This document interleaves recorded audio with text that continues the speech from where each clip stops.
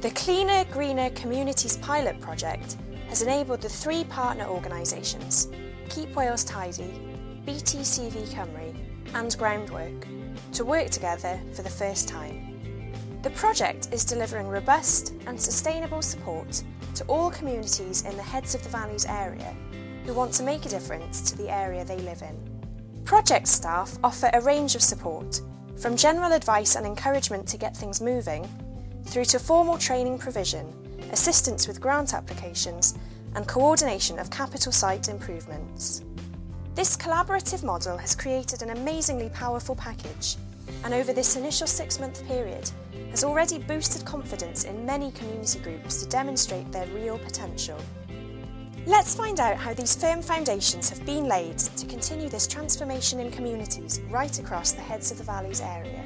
This project is about delivering from very, very small grassroots projects, for example, just local residents who want to go out and clean up their local village, through to giving those volunteers the specific training that they need to go on and find work in those areas, but also to capital projects where we would help the communities with specialist contractors to make real lasting improvements on the sites in their community, the neglected sites. The fascinating thing we found when we met the community groups to talk about their training needs was certainly their enthusiasm, which was really encouraging. But it was the wide range of things that they wanted so that they could do these things for themselves. So we've ended up running courses varying from practical skills like brush cutting, but we've got a lot of demand now for groups to do things like environmental art, willow weaving, so we organise a course there. Well, these benches are actually going to be situated on site up in Mardy. A brand new woodland has just been planted there. And these benches will form an actual communal seating area. In between the benches will be standing stones, and basically the benches are actually sort of a meeting area for the entrance to the woodland. The participants today have learned a lot about the maintenance of the machine, how to maintain the blades of the machine, the health and safety aspects of it, and the pre-safety checks before the use of the machine. The main thing I've learned is the safety aspect. How easy it is to hurt someone using the instruments that we're using. Do it safely, and especially in areas where there will probably be a lot of other children. The project we've got at the moment is very overgrown. We've got 2 other young people who've done the same course. They need adult supervision, so the 3 of us together ought to be able to clear the site to enable the other young people to work on it. We started with manual handling training to reduce the possibility of actually straining our backs and so on, and injury. And we're looking at a risk assessment course, which we haven't done yet, to try and improve the way in which we risk assess the projects we're doing.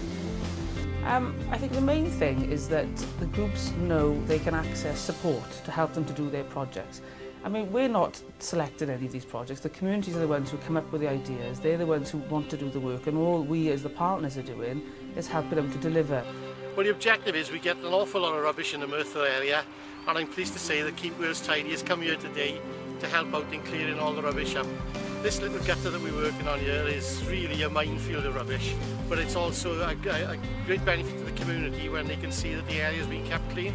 Projects like this are really useful in that you can see an end product at the end of the day. You know, you can come to an area that's not clean, come in, spend a few hours cleaning it up and actually see that you have made a difference, not just for yourself, but for everybody else that lives and works around here. The worst thing I found today is alcohol bottles and petrol cans. Well, me and my friends got included in TT Environmental Group, and we cleaned up the litter that was around our estate. They provided us with expertise, moral support, physical support. The funding has been helpful to start us off, but most of all it's information and intelligence, access to training, access to information, the best way of doing things, advice and so on, which has given us a real kick-start for the project. As part of the grant applications, we have to do assessments, and what we do is the children do self-assessments, and they will fill out how they felt about the project, and in my experience they're very keen, they want to do more consistently. You know, there's always an appetite for new projects, there's always a good turnout. We have a wide spectrum of volunteers within the River group. It's primarily led, as you would expect, by the anglers. However, we do have other members of the community, wives, children, neighbours, so it encompasses a wide spectrum within the community.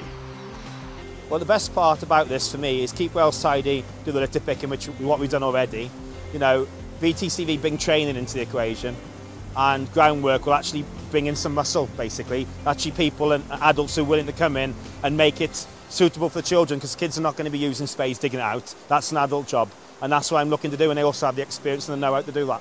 The last 6 months have shown us a lot. It's shown us just how much we can actually deliver when we work together.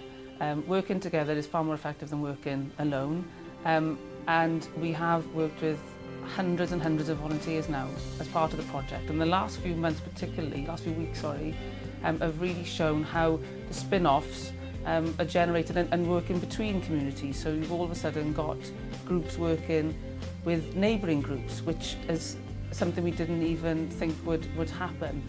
Well, if we can carry on to train and equip everybody who wants to be involved in cleaner, greener communities, that's going to lead to a long-lasting change in attitude and in behaviour.